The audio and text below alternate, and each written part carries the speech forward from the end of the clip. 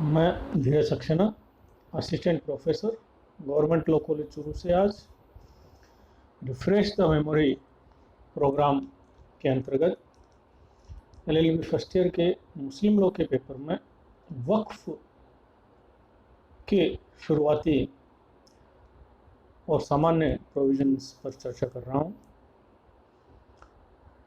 पुनः स्मरण कार्यक्रम में यदि हम वक्फ को सबसे पहले परिभाषित करने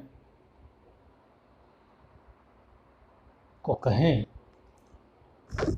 तो आपको ज्ञात ये है कि हिंदू विधि में जो ट्रस्ट की संकल्पना है उसी के समरूप मुस्लिम विधि की वक्फ की संकल्पना मानी जाती है।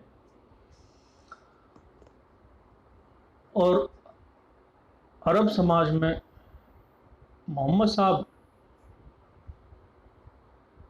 के आगमन से पूर्व वक्फ जैसी कोई संकल्पना अरब समाज में प्रचलित नहीं थी। मोहम्मद साहब ने खलीफा उमर को पहली बार एक नसीहत दी थी जिसके आधार पर वक्फ की संकल्पना की नींव मुस्लिम समुदाय में पड़ी और वही सबसे संक्षिप्त और द बेस्ट डेफिनेशन ऑफ वक्फ मानी जाती है। मोहम्मद साहब ने कहा था, tie up the property and give away the fruits.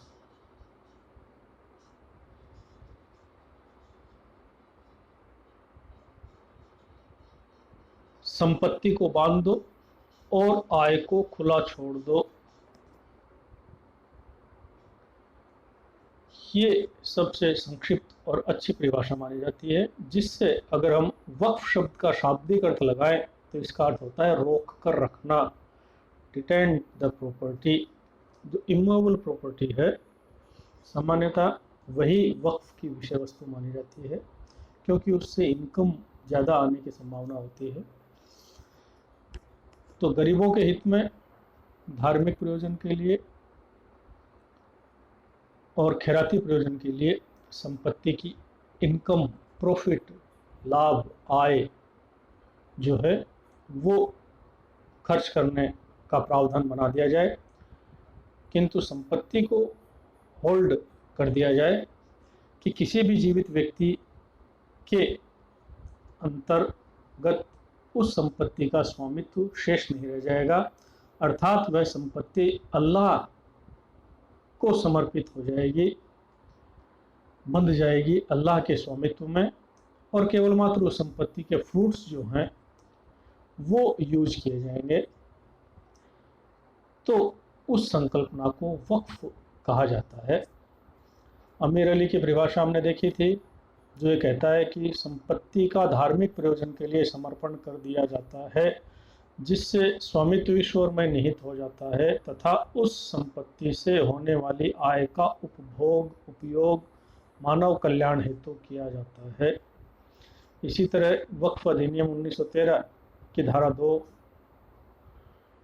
में ये प्रावधान किया गया कि मुस्लिम विधि में आस्था रखने वाले व्यक्ति द्वारा अपनी संपत्ति के स्थायी समर्पण को वक्फ कहा जाता है, जो कि मुस्लिम धर्म या विधि के अनुसार मान्य किसी धार्मिक, पवित्र या खैराती प्रयोजन के लिए हो।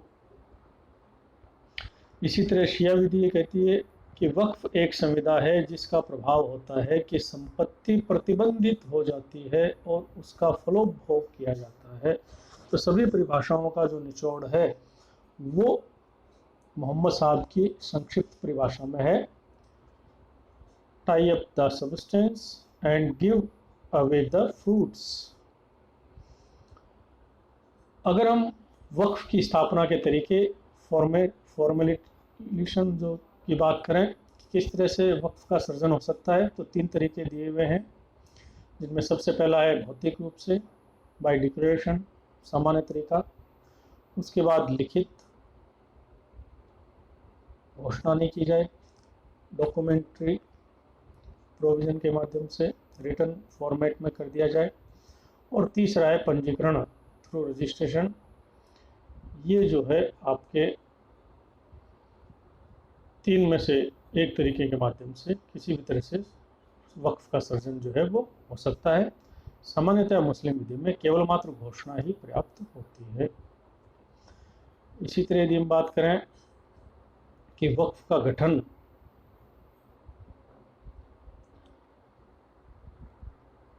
जिस माध्यम से किया जाता है, तो इसमें डिक्लेरेशन जो है, घोषणा, जो जीवन काल में ही तुरंत प्रभावी हो जाती है घोषणा करते ही।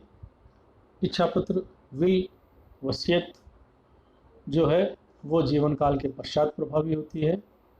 तीसरा तरीका है चिरभोग, जिसे हम